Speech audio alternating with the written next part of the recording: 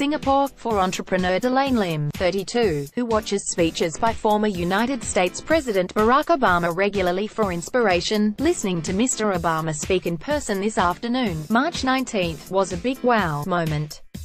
"It's like 10 times better than seeing a Korean pop star," he quipped.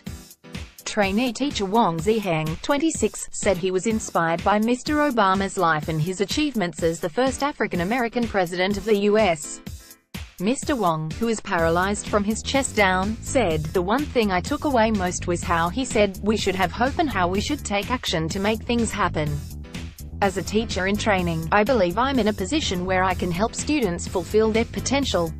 The pair had been extended an invitation by Bank of Singapore's chief executive Baran Sharari to hear Mr. Obama speak at the Shangri-La Hotel Island Ballroom to 1,000 of the private bank's clients and guests from all around the world.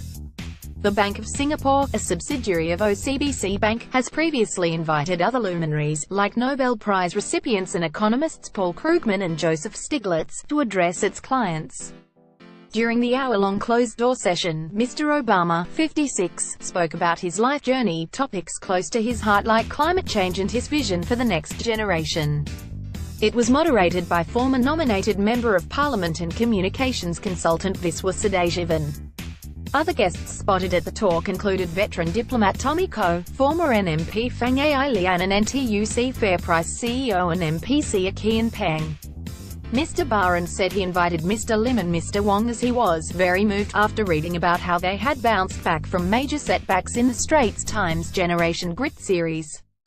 The series, on alternate Wednesdays, profiles millennials who have overcome or continue to deal with major adversity in their lives. In Singapore, with young people who are advocating for education, empowering young women, and getting involved all over Southeast Asia with a profoundly optimistic commitment to building the world they want to see. https://t.co/so4ukoadm Barack Obama, at Barack Obama, March 19, 2018. Everyone encounters obstacles and setbacks in life. It is how we pull ourselves up to overcome them that defines who we are. I hope this invitation to listen to former President Obama, who has inspired millions around the world with his optimism and never-say-die attitude, speak in person would be a boost to them and instill in them the belief that, yes, they can, Mr. Baran said, echoing Mr. Obama's famous, "Yes, we can," rallying cry. Mr. Wong became paralyzed at the age of 21 after a swimming accident during university orientation camp. Despite his disability, he went on to complete a physics degree at the National University of Singapore, for which he graduated as valedictorian, and is doing a postgraduate diploma in education at the National Institute of Education. Mr. Lim came close to suicide after a series of health, relationship and business blows, but recovered to start a charity that teaches students how to spot signs of depression in their peers and help them. Mr. Lim said Mr. Obama challenged his audience to give, either their money, time and other resources, to better the lives of others. That challenge motivates him to do more to reach out to younger children, such as those under 12, who may be feeling depressed or even suicidal, he said.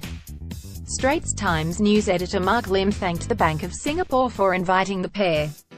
He said, "People like Delane and Ziheng are role models in their own right. Their lives are a living example of perseverance and celebration of their human spirit.